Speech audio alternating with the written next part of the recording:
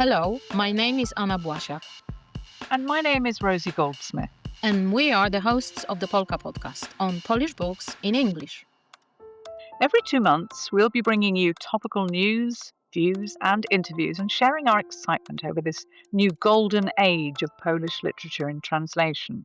The Polka podcast is produced by the European Literature Network in collaboration with the Polish Cultural Institute in London. It's available for free on all your favourite podcast platforms.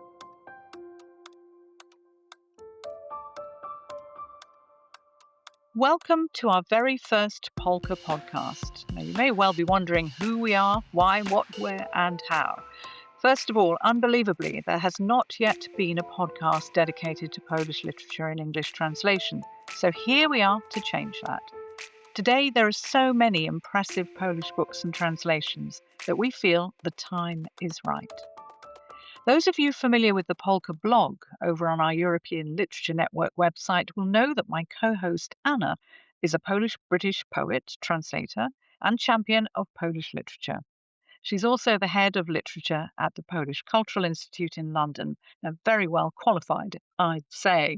Now, Anna and I have been working together for 15 years, incredibly, at the European Literature Network, dedicated to European literature and translation in the UK, including, of course, dedicated to Polish books. Now, Anna, I've got to ask you first, when and why did you become interested in Polish literature? That's a very good question. I think I was always a voracious reader. At the time, as a kid, I read in Polish, but I read both Polish and foreign authors, and I was quite indiscriminate about it. And I was one of those kids who would walk around the house with a book in her hand, reading extracts out loud to whoever was willing to listen. I remember doing that with Bruno Schulz's books, and my family didn't get my fascination with his writing, I have to say. I studied in Poland first, but nothing to do with literature. And this was also the time I started translating from English to Polish. At the time, it was mainly children's books. And it grew from there. And eventually, after having lived in the UK for a good few years, I also started translating the other way around. And I write in both languages, mainly poetry. And I'm about to start my adventure as a publisher. I'm going to be a publisher of mainly poetry, mainly in translation, mainly from Polish, but who knows? Rosie, you and I met for the first time at the London Review Bookshop in 2010 when you were interviewing a little known Polish writer, Olga Tokarczuk, and her translator, Antonia Lloyd-Jones. Was Olga your first encounter with Polish literature and writers? Well, I met Olga and Antonia at the same time I met you. But, well, Olga Tokarczuk is definitely my most illustrious Polish literary encounter. She won the Nobel Prize after all. But I've had the honour of interviewing a great number of wonderful Polish poets and authors over the years.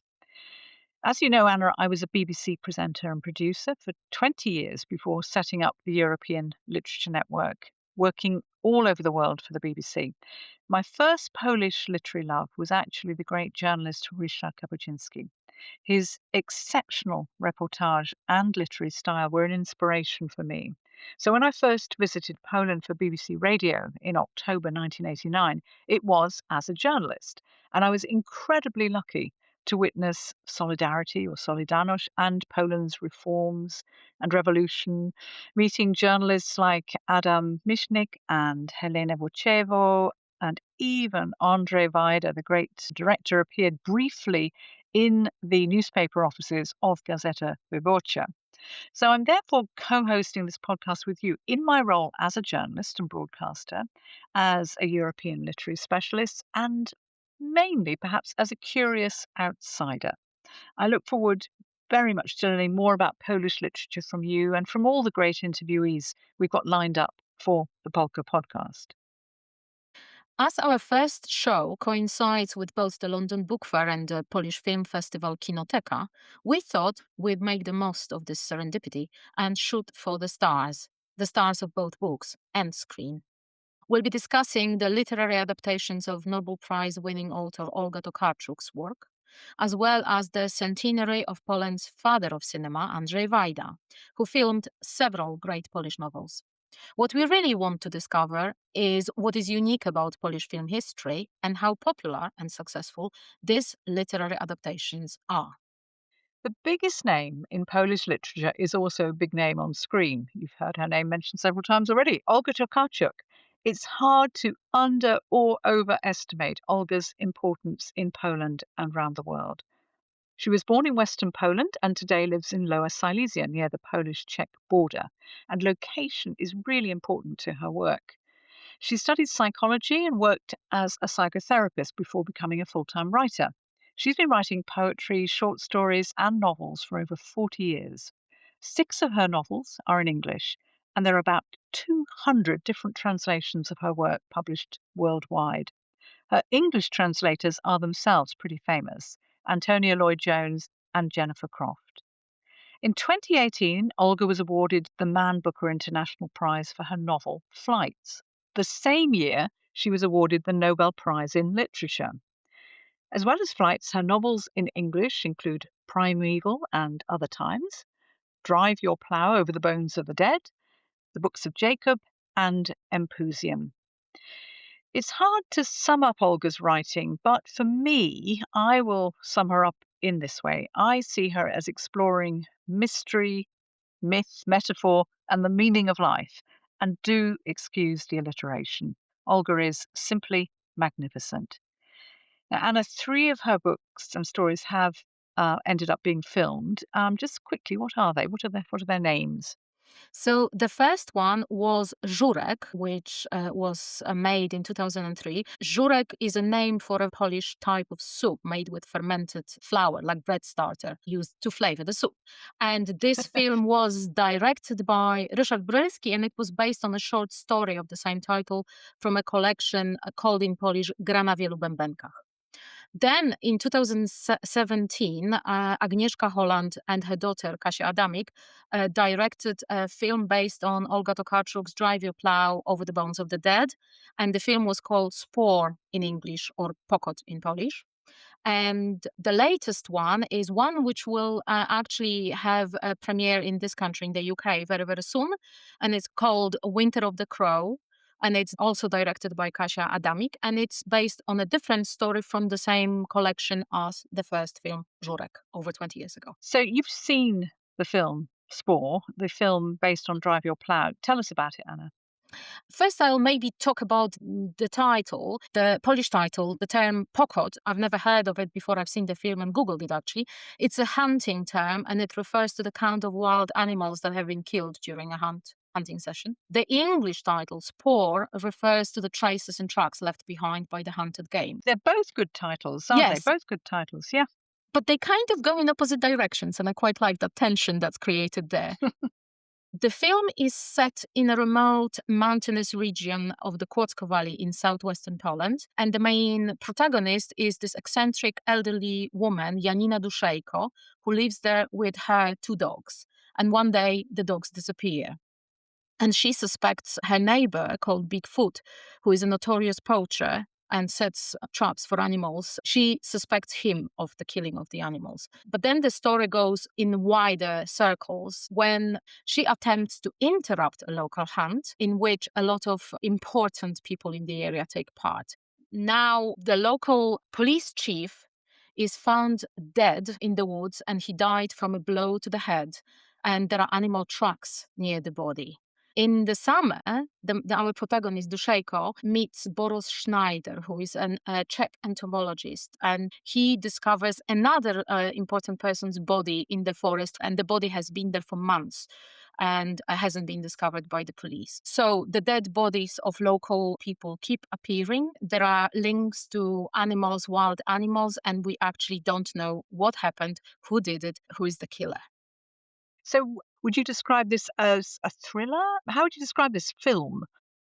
Both film and book have traces of a crime story, of a thriller, and in book more so than in a film, we are left with more question marks at the end. A film answers more questions. I won't give you the answers. Definitely don't tell everybody. Yeah, but the film goes a little bit further in this respect.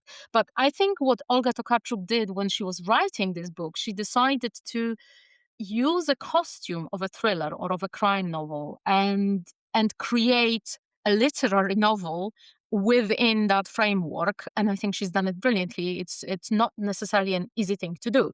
You know what is I think is so remarkable about Olga in everything she does, is she always has a good story. There's always a good plot. There's always a good narrative. However many big ideas she's bringing into it, and however beautifully written, she never Mhm. forgets the reader. You know, the reader also needs to have a good storyline. But I think she also likes to play with the form and maybe she likes to challenge herself. So that's why, she looks for different container for her stories and her brilliant protagonist is a protagonist that just stay with you after reading her books. Do you think the films of Olga's stories are as successful as the books? That's a difficult question. I think they are different. They take the story in a slightly different direction. Maybe they put the stresses, highlights elsewhere. I think Agnieszka Holland and Kasia Adamik in their film maybe highlight the politics and social issues and women's issues even more than they are highlighted in the book. But it doesn't go against the book. That's not what I'm saying. It just the balance is slightly different. And then because the story takes place in such beautiful place with beautiful scenery. Olga is a brilliant writer to describe and create those almost cinematic images, but it's a different thing to actually see it filmed, see it on the screen unfolding in front of you, and it's absolutely stunning. I was actually very curious when Complicity did the staging of the same book in London in the Barbican Theatre a couple of years ago. I was most curious of that. How are they gonna convey the beauty of the landscape that the story takes place in more so than the story itself? Now, look, we are going to treat all of you out there listening to us to a reading from Drive Your Plough Over the Bones of the Dead. It's an exclusive reading for us by the translator, Antonia Lloyd-Jones. And Anna Blazak, our Anna, is going to start off by reading a passage in Polish. And then uh, Antonia will take over in the English translation. Jestem już w takim wieku i na dodatek w takim stanie, że przed snem zawsze powinnam porządnie umyć nogi, na wypadek, gdyby mnie w nocy miało zabrać pogotowie. Gdybym tego wieczoru sprawdziła w efemerydach, co dzieje się na niebie, w ogóle nie kładłabym się spać. Tymczasem zasnęłam bardzo mocno. Wspomogłam się herbatą z chmielu i jeszcze na dodatek wzięłam 2 tabletki waleriany.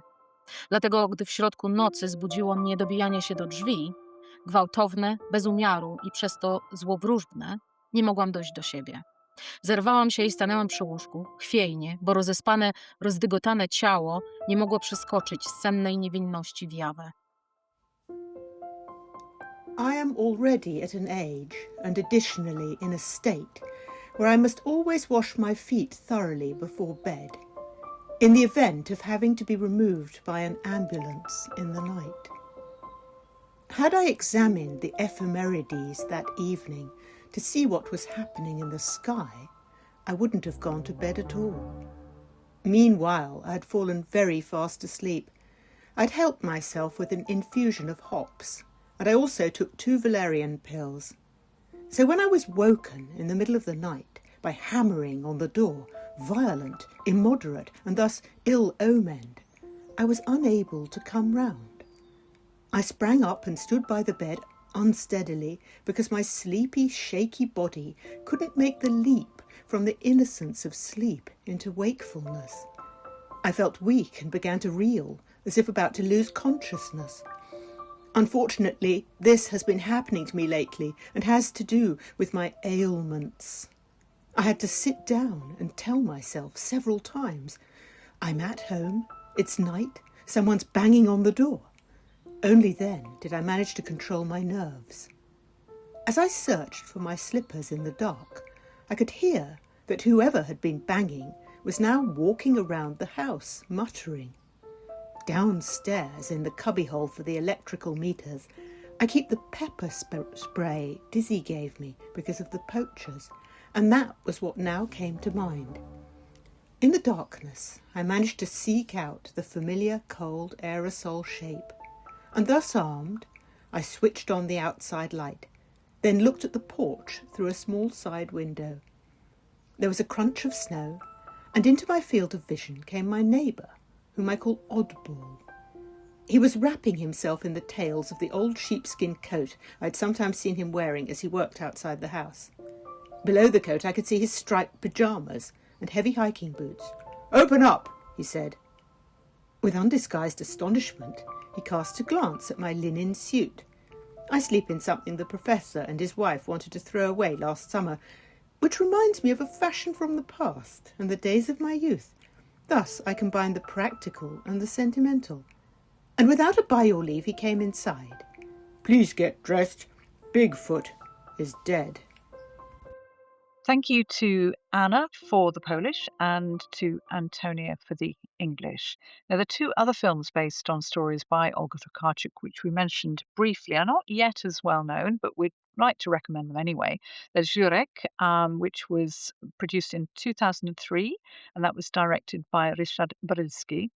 And second one, which I'm sure you will be really curious to see because it's coming out soon in English, is called Winter of the Crow.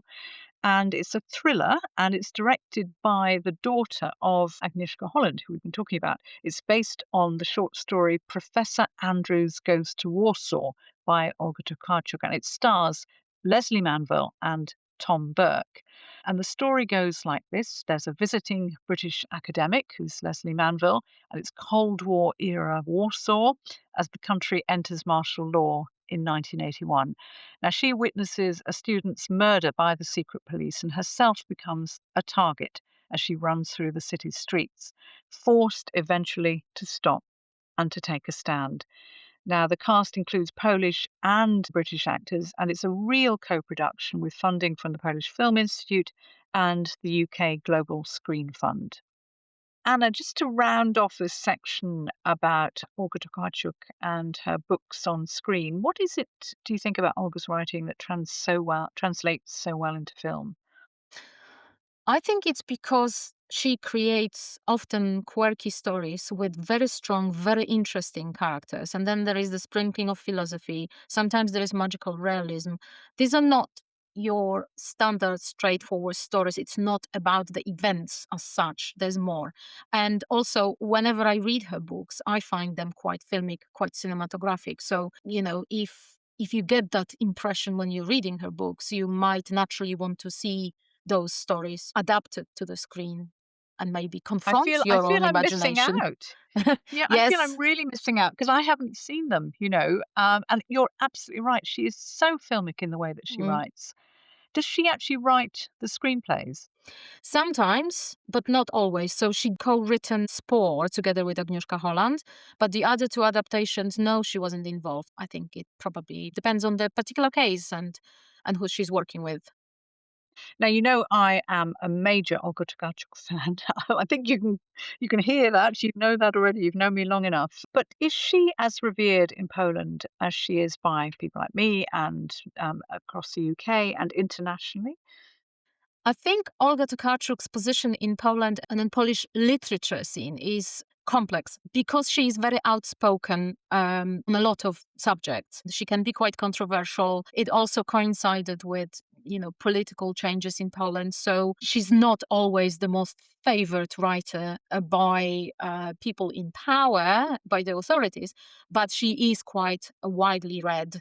Well, thanks for that, Anna. And now we're moving on to the next part of our podcast where we are looking at Polish books as shown at the Kinoteka 2026 festival. It is the centenary and celebration of the birth of Andrzej Wajda. Michał Oleszczyk is one of Poland's best-known film critics and writers on film. He's also a scriptwriter, author of several books on film, and lectures on film at Warsaw University and elsewhere. His film blogs and criticism have earned him many awards. He was artistic director of the film festival Off Plus Camera, later becoming artistic director of probably the most important film festival in Poland, the Gdynia Film Festival. Michał, welcome. Hello. Hello. Wonderful to be here. Thank you. Great to have you. And I'd like to begin by discussing Andrzej Wajda. Who else? The legendary Polish film director who profoundly shaped Poland's national identity. The 24th Kinoteka Polish Film Festival, currently running in London, has a major Wajda retrospective with up to 30 of his films to mark this centenary. Now, to quote the festival publicity, One of the most influential filmmakers of post-war Europe, Wajda understood cinema as a moral, civic, and political act.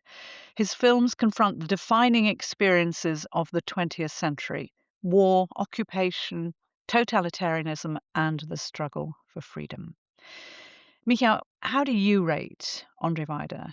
For you, where does he fit into the history of Polish film? I'm almost tempted to say that he doesn't really fit in, he defines it because he's so omnipresent that it's really very difficult not to talk about him, actually, because when we speak of Polish cinema, especially after the Second World War, of course, he's the central figure. And I would go as far as saying that many other directors in the history of Polish cinema define themselves either in sort of alignment or in opposition to Wajda. So he's so central and so defining that it's really impossible to speak about history of post-war Polish cinema without him. So as such, I would say that he can be both stunning and infuriating sometimes. He's this defining master, but sometimes also there's this impulse within Polish film culture to rebel against him, to offer a counter narrative, I would say. But to make it very short, I would say that since late 1950s on, until the first decade of the 21st century, he was the filmmaker that we as a nation, we as a community, were looking up to, and we're also looking towards to explain our history to us, maybe present it in a fresh light, to filter it through his very specific sensibility. So there's no escaping. Yes, There's no exactly, escaping exactly, Wajda in Polish film. exactly. Uh, But how would you define his style and how he Mm. made films? Well, this is very interesting because I'm not the only one to say this. Wajda didn't have one consistent style. One of his very defining characteristics is that he kept reinventing himself as the decades went along. Because, for example, if you look at two iconic Wajda films, such as Ashes and Diamonds on one hand, 1958, and Men of Marble, 1976. These two films are almost 20 years apart, but they are worlds apart in terms of the visual style, the storytelling, the whole approach, the artistic approach. And this tells you that Wajda kept questioning himself. Recently, actually 2 years ago, his full so-called notebooks, actually his personal diaries, were published in 4 hefty volumes. And it's a very instructive reading because as you read through the decades and through the years, you can see that he never stopped questioning himself. He never stopped questioning, how can I make films in a new way, in a different way, that would speak to the present moment in a fresh, engaging manner. So, in contrast to many, many other filmmakers, even British filmmakers like Mike Leigh, for example, or Ken Loach, who remain consistent throughout the years, I would say that Wajda kept reinventing himself and he kept finding new ways to address, well, historical traumas, because we are speaking about Poland and we are defined by many, many historical traumas and traumatic events from the past. Michał, as you know, this podcast is focusing on literary works that make it into cinema. Which of Wajda's films were based on books? Can we discuss with you? You've already mentioned Ashes and Diamonds, for example, but there are many more. Can you tell us more about those films, please? Oh yes, I mean most of Wajda's films were based on books, and they were based on many different kinds of literature. Maybe that's the first thing to say. He adapted big 19th century Polish novels like The Ashes, not to be confused with Ashes and Diamonds. I mean the big historical epic based on Stefan Żeromski. He adapted 19th century authors like Adam Mickiewicz, early 20th century Stanisław Wyspiański, but he also adapted contemporary Polish literature, and definitely Ashes and Diamonds that you mentioned falls into that category, since it was based on a contemporary novel written by Jerzy Andrzejewski, which was a novel that tried to address the immediate post-war reality of Poland, and did it with a clear political slant, I would say even a pro-communist slant, which Wajda actually changed as he made the film. But I would say that the basic distinction would be Wajda adapting historical work, literature that came before his time, and thus addressing the history of Poland, and the other strand is Wajda adapting contemporary Polish literature. When it comes to those older books that he's adapted, could you say a few words about Wyspiański and the wedding? You've already mentioned Wyspiański. Mhm. And could you explain why this particular text keeps coming back in Polish culture, in film, in theater? Why is it such an important text for us? That's a big task. I will try to be brief. Stanisław Wyspiański wrote The Wedding, which is a play entirely written in verse at the very beginning of the 20th century, in the long period when Poland was eradicated from the maps of Europe. It was partitioned, as we say. And The Wedding takes place in a single night in a village hut, and we see a very specific wedding, a very odd wedding, I would say, because it's celebrating the marriage of a young intellectual, Lucian Riedel, who marries a young peasant woman in this act of class defiance. Sort of to violate all the bourgeois norms of his time, he decided to marry this very, very simple peasant woman from the countryside. And the play is really a whirlwind of a dozen or so of characters, each representing a strata of Polish society of the time. I won't even mention them all, who all engage in this crazy, vertiginous dance, this mad celebration of the wedding, which gradually becomes more and more sinister, grotesque, but also filled with the spirits of Polish history. Because this is the thing, the more they drink, the more they dance, the spirits and ghosts of Polish past start to make visits at this wedding, and they are addressing various historical figures. I won't be mentioning them now. So the challenge of this piece, apart from being written entirely in verse and being highly theatrical with lots of folk music used in a very innovative way, was to make a film that would not only do justice to the text and to its literary beauty, because it's quite intoxicating, the cadences and the rhymes, but also to make it contemporary, to make it feel contemporary. So, again, very shortly, Wajda adapted it first for the stage, because he was, of course, a very prolific theater director, and then he adapted it for the film. And he decided to make it in this sort of psychedelic, hallucinogenic kind of way. It's a very intoxicating film with very innovative cinematography by Witold Sobociński. The viewer of the wedding feels basically as if he or she is one of the guests at this wedding. We are locked in this very cramped space. We feel the heat of the dancing bodies.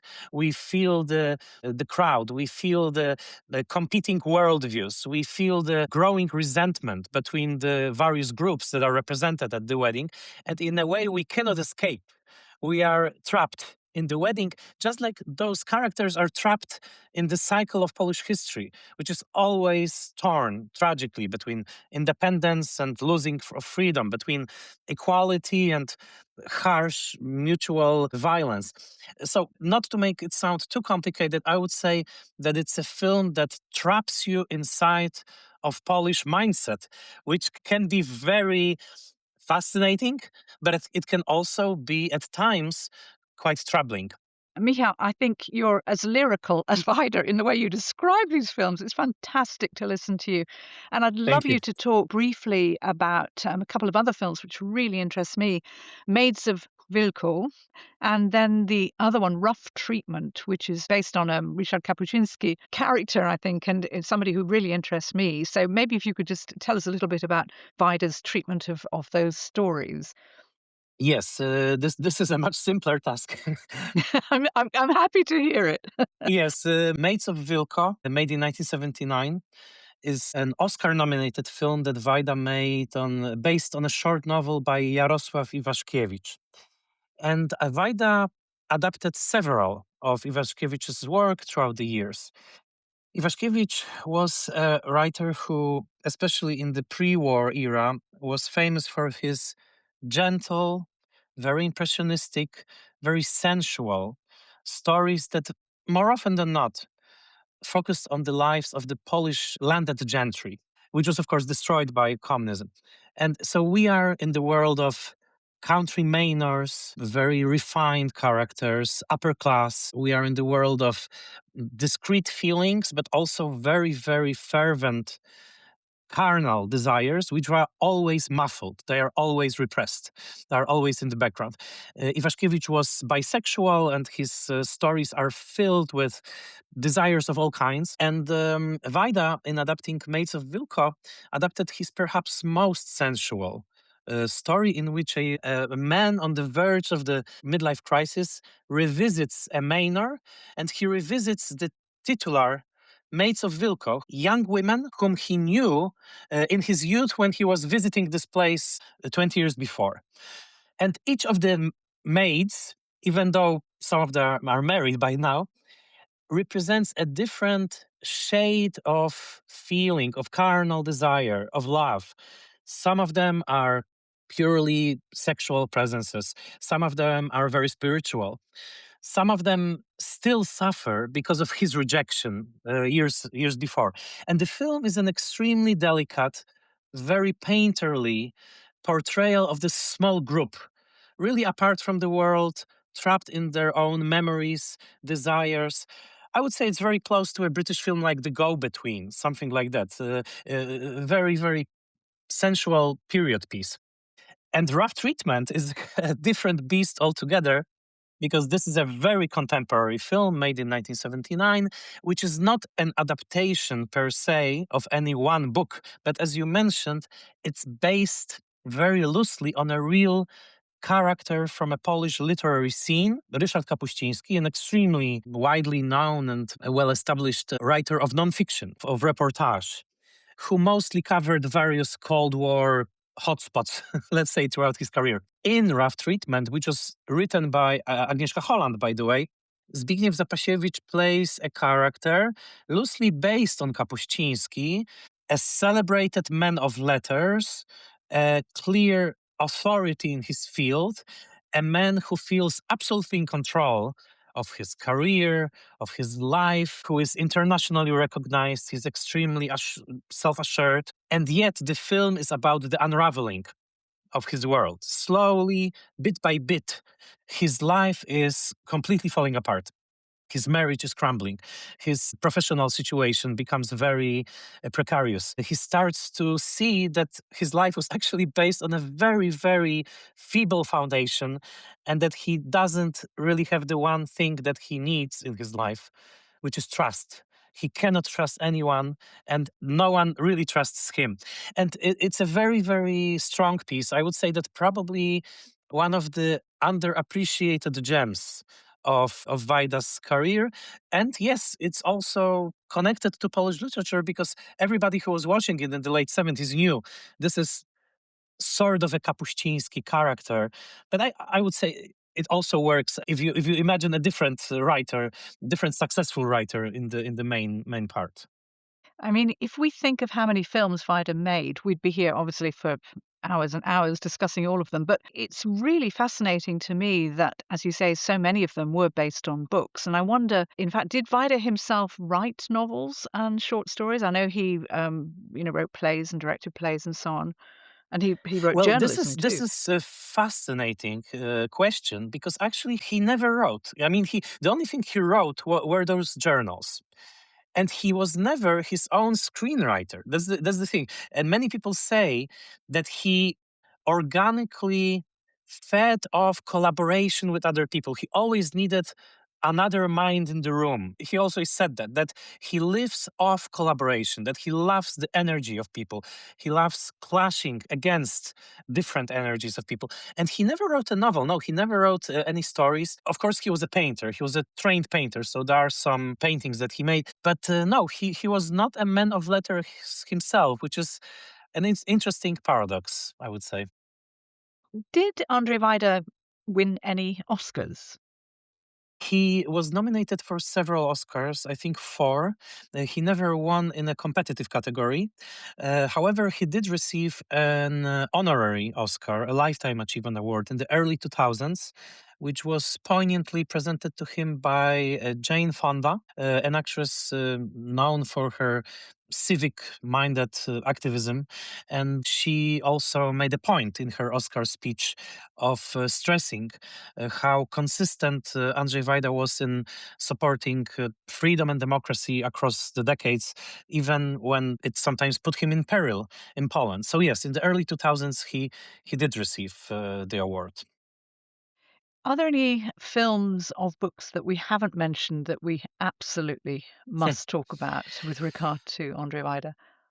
I would mention two films very different from one another. The Promised Land, which is based on a novel by Władysław Reymont, a big 19th century Industrial Revolution novel, which may bear some resemblances to Dickens, for example, or to D.H. Lawrence, maybe more. Reymont was a Nobel Prize winner, and this is a very big 3-hour saga, which is beautiful to look at, and I think worth of attention. The second film is completely different. It's called The Orchestra Conductor. It was made in 1979. And I think, this is my personal opinion, that this is the best original script that Wajda ever worked with. It was written by Andrzej Kijowski, who was a man of letters in his own right, a novelist as well. And this is such a good script. The film is so well acted that actually no less than Ingmar Bergman, when he was mentioning his top 10 list of all time, he did mention The Orchestra Conductor as one of his favorite films of all time. And I'm not surprised. And there's an interesting element because John Gielgud actually plays one of the parts in the film. So there's this British accent as well. But the film is a contemporary story of a marriage in crisis, which I believe is one of the strongest works by Wajda, and yet remains a bit underappreciated. So I would point to this one. Well, Wajda made 40 films over 60 years, so we've really only skimmed the surface here, but it's really interesting to see how many were based on books and short stories or plays. Thank you for that for the moment, Michał, but I do want to move on now to a little bit more background, talk about some of the other directors, a little bit more history of Polish film. It seems that Polish film really flourished under communism. How did that work? How come? Yes, it's an interesting paradox, isn't it? I would say that it thrived because there was a very vibrant and resilient community of filmmakers who stuck together, and even though the objective reality was very harsh, and also, of course, there was state censorship, the filmmakers created a sort of an independent state within the state. They knew how to operate the system, and of course, every regime needs a film industry because, the entertainment is vital. And yet, those filmmakers were extremely adept at operating the system to the advantage of themselves and to the viewers. There was always this margin of relative freedom, of negotiation, of slipping some messages under the table, so to speak, which I think was quite distinctive because the situation was much harsher in the Soviet Union, for example, or in countries like Bulgaria, which had very harsh censorship. Poland was always in this in-between sphere, and of course there were some decades which were more difficult and some that were more relaxed. But Polish filmmakers did a surprising amount of very stunning works in this very, very difficult time. How long did it take Polish filmmakers or Polish film to break out of this past after the end of martial law, the end of communism? Actually, it was a long process. I would say that the whole period of the 1990s was a crisis because free market turned out to be not as easy to operate, I would say. Free market sometimes could be even more brutal than the Polish variety of communist regime. I would say early 2000s and the establishment of the Polish Film Institute in 2004 or a little bit earlier. I don't want to tell a lie, but it was a vital moment. Once the institute was established, new mechanisms of financings were in place, slowly Polish cinema emerged as quite a strong player. And I think the symbolic victory was the Best International Film Oscar for Paweł Pawlikowski's Ida. That was the moment when I think new Polish cinema came of age. You spoke about some of the obviously the history is fascinating, but then you've also got the directors who, if you like, broke out of this harsher period of censorship and communism. So who were the breakout directors and films? I can think of several directors who really made their mark. We already mentioned Agnieszka Holland. I would add Andrzej Żuławski, who was actually sort of a disciple of Andrzej Wajda, and then he rebelled against him. But Żuławski's films, and especially in the recent years, of course, he passed away 10 years ago, but his films are really rediscovered globally on the Silver Globe, Possession, and others. Piotr Szulkin, a few years ago, he was an obscure name. He made his best films in the 1980s, but currently there's this huge resurgence of interest in him. Piotr Szulkin made a very prominent tetralogy of science fiction films in the late 70s, 1980s. And I'm stunned myself how popular they become right now among cinephiles internationally. They were sort of dystopian, post-apocalyptic films, very interesting. So I would also mention him, but there are so many others apart from Agnieszka Holland. I would also mention Witold Leszczyński and his films, and Alexander Ford, a very different type of filmmaker who made Knights of the Teutonic Order and others. So really, it's a rich field, and thanks to also international curators, figures like Walerian Borowczyk in recent years came to prominence, even though he was really almost a binational filmmaker, Polish-French. But his Polish animated work was also brilliant, and in recent years is much more appreciated.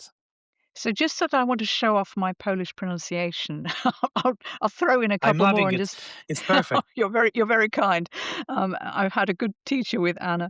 Krzysztof Kieślowski, of course, and Roman Polanski, and of course Polanski became controversial later on, but he did break through. How would you assess their work in the context, literary context that we're discussing? These are very interesting examples because Kieślowski is almost free from literature, I would say. I don't think he ever adapted a literary work except from some theater pieces that he made for TV. So he always worked from original scripts. And of course, he's brilliant, I have to say. I'm a big fan of Kieślowski. And Polanski is a different case because, as you said, he did the breakthrough and he did adapt some very prominent literary works, including Thomas Hardy and Charles Dickens. But he also often worked from brilliant contemporary scripts. Chinatown, for example, and Frantic. And he worked often in the genre of thriller. He liked to experiment with genre films, but he also made me think of Jerzy Skolimowski, whom we didn't mention, and who is also an interesting figure, who also worked in Great Britain for a while. He actually made one of the best British films, to my mind, Deep End in 1970. But Skolimowski, who was this cultural nomad, exiled from Poland, then based in England, then in the United States, recently also came back to filmmaking, and he mostly works from original scripts. His film called EO, the allegory of a donkey's life, became nominated for an Oscar. Skolimowski, of all those filmmakers that I mentioned, is the most experimental. I would say he is the one who truly paved some new directions, new waves. He, even now, as an octogenarian, he is making experimental films. So in that, I think he differs from figures like Wajda, who always had a classical streak in them. Skolimowski never had that streak. Michał, according to you, what books or stories make a good film or a TV series? What do you think? That's such a broad question. I would say that best films are not necessarily made of literary masterpieces, and actually adapting a literary masterpiece may be very dangerous. So I would say a small, neglected, maybe a little bit forgotten story may bring about a wonderful film. small novel can bring a film of great value. So I'm very, very cautious when I hear that somebody is tackling the Odyssey, for example. I'm not looking forward to the new Odyssey film because I'm not really interested, you know? If there's a filmmaker who finds a story that resonates with her or him, I have much more belief in them. And I have to say that I'm also a great believer in adapting short stories. I think that short stories often can result in wonderful films because they provide the basic anecdote that then the filmmaker can build atop of that. So I say that if a filmmaker looks for material, they should read a lot of short stories. Final question from me, Michał. We've spoken about Polish film history and Andrzej Wajda in particular, but who are the names to watch today? The Polish film directors, the Polish films, and are they still using literature to base their films on? To a lesser degree, because I think that's unfortunate that nowadays literature does not play the prominent part in Polish cinema that it used to. But the names that I keep following is, of course, Paweł Pawlikowski. Jan Matuszyński is a very interesting director that I'm always interested in what he's up to.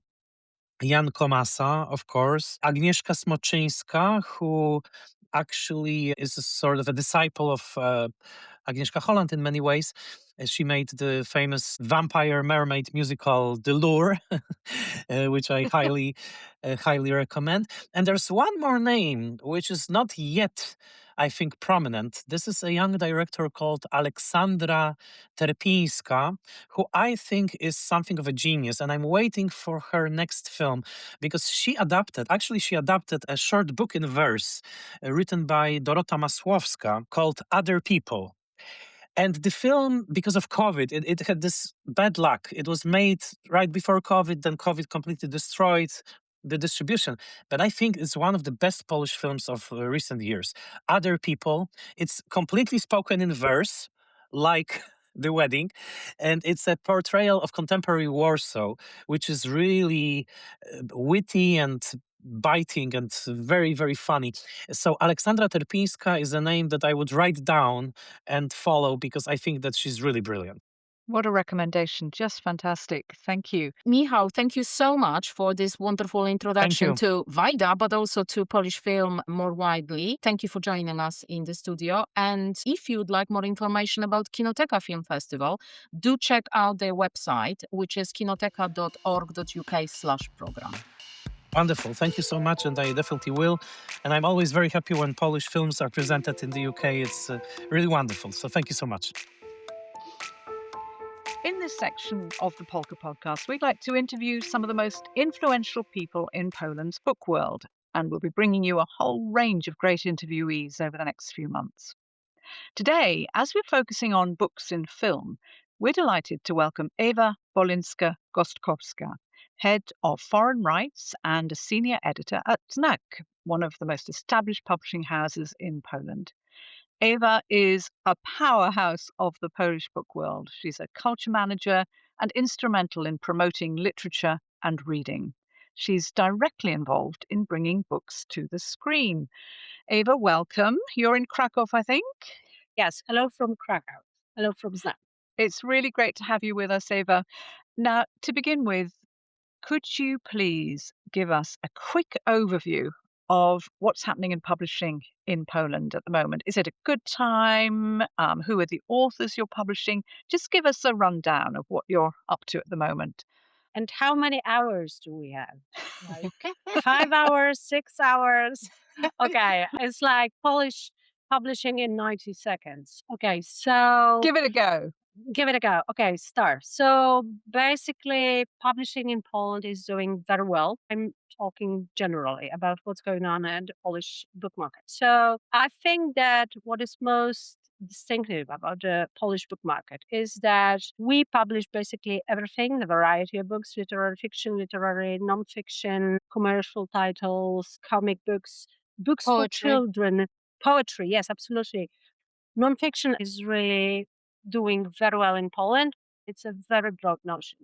These are biographies, these are monographies, this is reportage. And we have something that is called Polska Szkoła Reportażu, the Polish School of Reportage, of course, going back to Kapusciński, but the great names at ZNAK that we have, among others, is Małgorzata Scheinert and Wojciech Jagielski, two great names of Polish reportage being published abroad in many languages as well.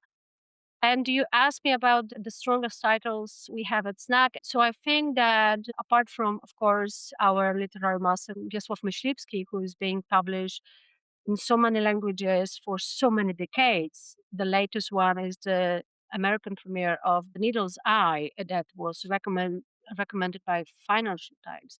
But I think that the book that was one of the biggest surprises, but such an amazing surprises for us to see, is the book by Małgorzata Lebda. She's an amazing, amazing awarded poet, and she has her fiction debut with us here at ZNAK, Wakome, Voracious, that has been published by Linden Editions last year in UK.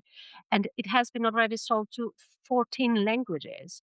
And also, Jagoda Scholz is right now working on a film adaptation of this book. This is this amazing novel written by a poet that kind of like combines the strength of fiction and poetry in one. It has this spectacular cathartic force and is so delicate and sensitive and elegant at the same time. And I think that it influenced so many readers all around the world. And also, which was really surprising to us, because this is what I would call a quiet book. Yes, this is not crime. This is something that you really live through. It also got attention of film producers who simply fall in love with the book. Oh, Eva, I don't know how you managed to do that in such a short time. I mean, really, that was a brilliant overview. Thank And it you. has led us on to our main topic, which I know Anna's got a few questions as well about adapting books to screen. Eva, tell us about your work. Tell us about the process of bringing books to the screen these days, how it's changed, how it is now with all the streaming platforms like Netflix around. Does it make a difference or not? Of course, it makes a difference. First of all, I need to give you one insight, which is that what we are all in publishing are doing right now, all around the world, I'm not talking only in Poland, is we are trying to keep the attention of the readers and introduce new generations of readers and basically keep people reading books. I don't care how they learn about the book. What is important to me is that they learn that there is a great book there waiting for them. They can learn it via promotion of the publishing house, but maybe they will learn it through the great movie adaptation, and it will invite them to look for this book in the library. So you're not purist about whether books are consumed via print or by film. You don't mind.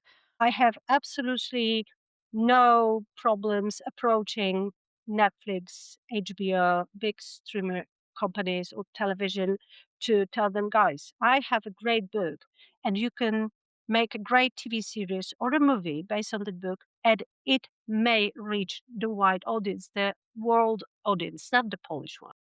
Once upon a time, we all used to think a little bit more nationally about our literatures and our publishing, but we didn't think so much about which books would translate into film or into TV. And now audiences are so much more global, thanks to all the streaming platforms, so that maybe publishers too are thinking much more globally. There was a huge change a few years back, and that was the pandemic. It changed everything for books for adaptation.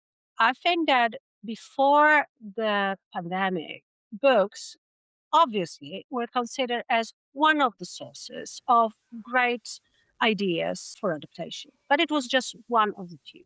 But then there was a pandemic and there was this huge stress to bring as many productions to the audience that was really glued to television sets or computers or whatever people watch their TV series or films. What we notice here in Poland is that there are so many questions about productions and about the books and what to produce and what to bring to the audience, which by the way, brought to the producers the notion of the backlist, because what they used to buy were only the bestsellers.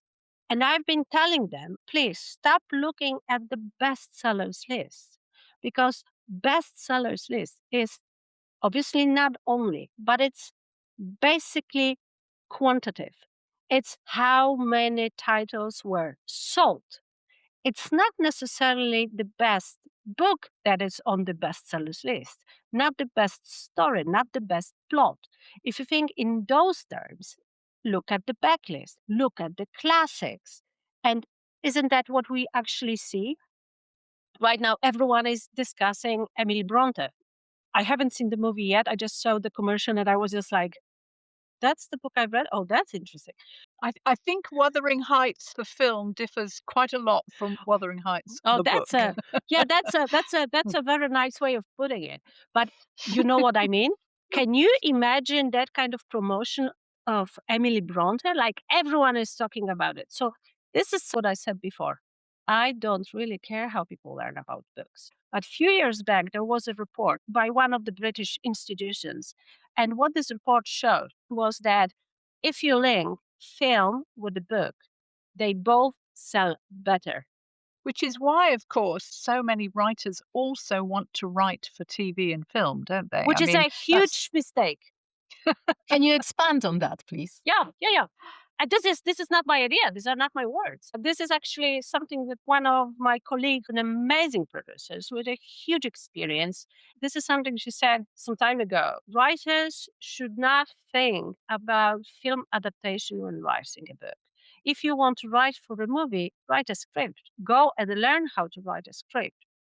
When you write a book, write a book. Don't write to please me. Write your book.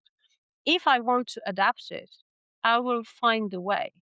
You don't know what I will like in your book. Maybe I will like the plot, maybe I will like the universe, maybe I will like the protagonist, or maybe I will just feel moved by this one sentence that you wrote, and the adaptation will follow.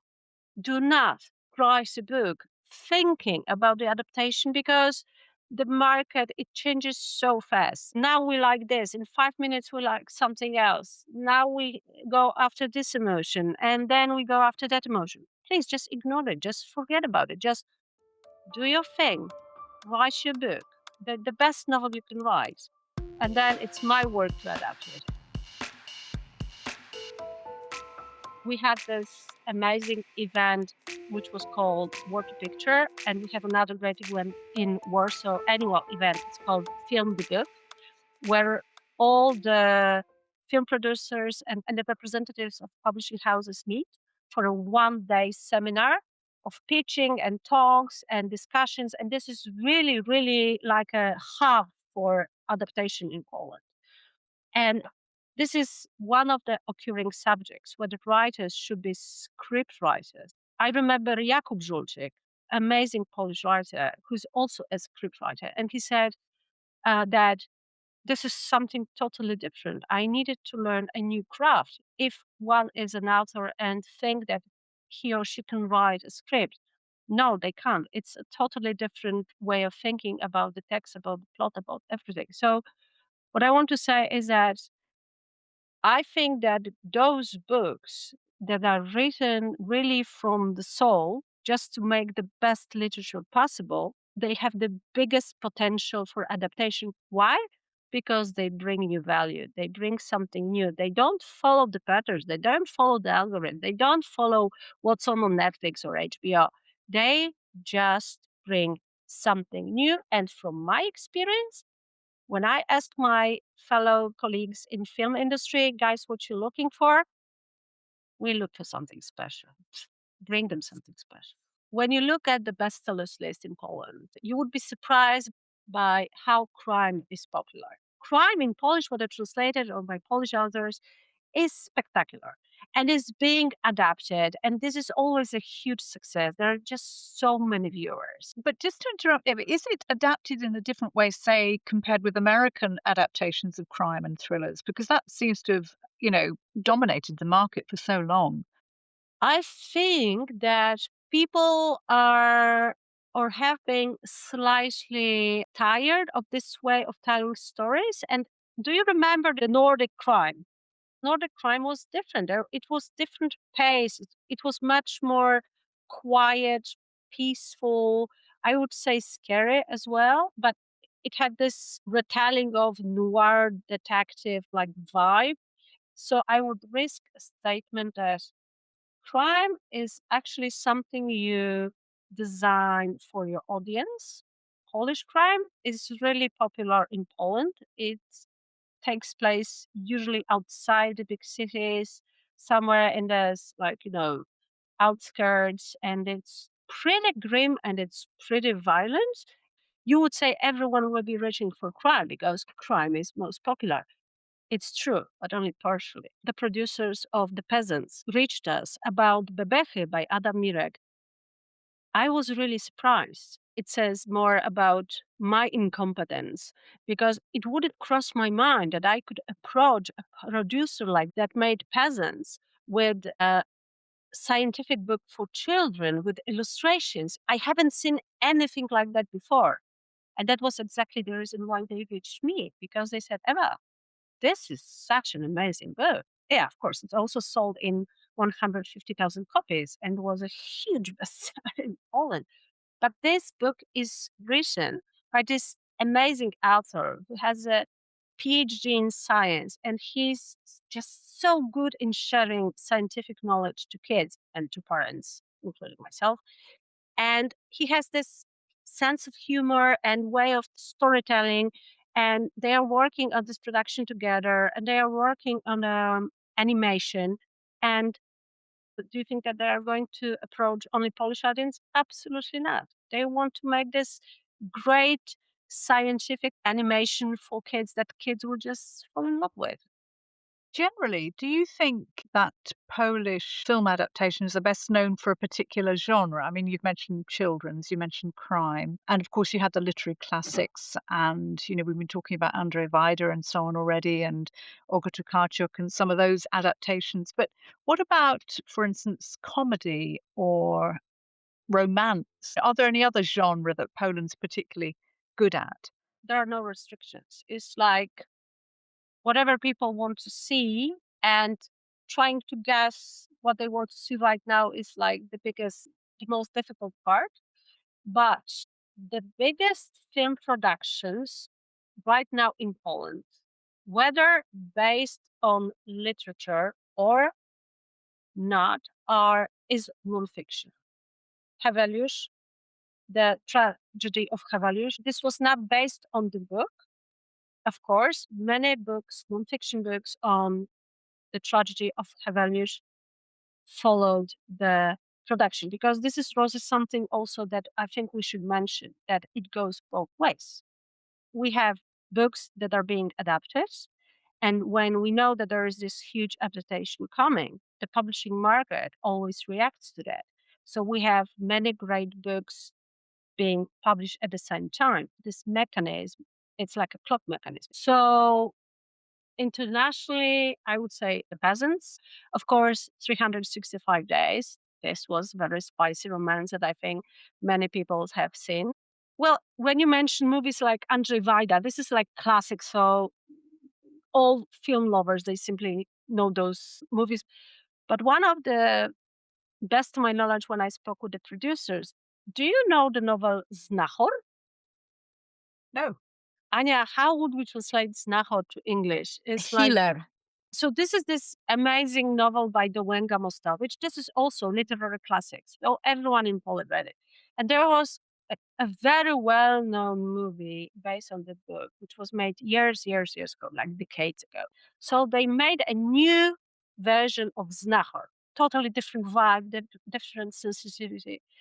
And best to my knowledge, it has become very successful in different parts of the world. And one would say, oh my goodness, why the history of the healer somewhere in the Polish village at the beginning of 20th century should interest anyone? Well, because it's a hell of a story. It's a huge melodrama, and people needed emotion. So I think that film producers, they don't care. They just want to have a great story and great emotion and great storytelling, and they won't care whether it's bestsellers, whether it's backlists, whether it's literary classics. Don't care. They just need to see the potential. Voracious by Małgorzata Lebda. It's an amazing story, and I think it should be an example how things are done. Because, when a producer reaches for a book, when it's on bestsellers list, when it has been sold to numerous languages, it's kind of obvious because it's out there. It's visible. People are talking about it. Małgorzata Lebda was nominated to all the most important literary awards in Poland. And actually, film rights were the first rights we sold, like 6 weeks after the premiere of the book. So before translation rights? Before any translation, before the awards, before the nominations, before the discovery, before the list of foreign languages, my producers with whom I've been working for years, they called me about the book and they said, Eva, this is just so moving. We want to make a movie out of it. And I was like, guys, but how will you do it? It's just so spiritual. And I said, no worries, we will find a way. As you see, there is no one way how books are getting adapted. We meet, I send newsletters, I make hundreds of calls, I'm meeting with the producers all the time, we discuss things, but sometimes the book is simply out there and someone just opens the book and fell in love. Simply as that, chemistry. It's magic. Yeah. It's magic. Yeah. Okay, Eva. So when it comes to book adaptations, whether it's for the small screen or the big screen, how does Poland compare to the rest of Europe? Are there more adaptations? Are things done differently in Poland? I don't know the statistics, so I don't know whether we produce more or less. But if I were to guess, I would say that definitely producers in Poland, but also the streamers, they are very, very well aware that books is a great source of material for the adaptation. Definitely, it's a different conversation that it has been, I don't know, 10 years ago. When I speak with my colleagues abroad, I see no difference. This is a very professional market. When we travel to Frankfurt Book Fair, we take part in Venice Film Festival and book markets in Venice or in Berlin. We meet with international producers, with international agents and publishing houses and fellow editors. I don't really think Polish film rights. I feel at least European film rights. And I think that this is the perspective that all the producers have. The difference that I see is that certain steps we did the last few years were really important and they make a difference. Those events that I mentioned.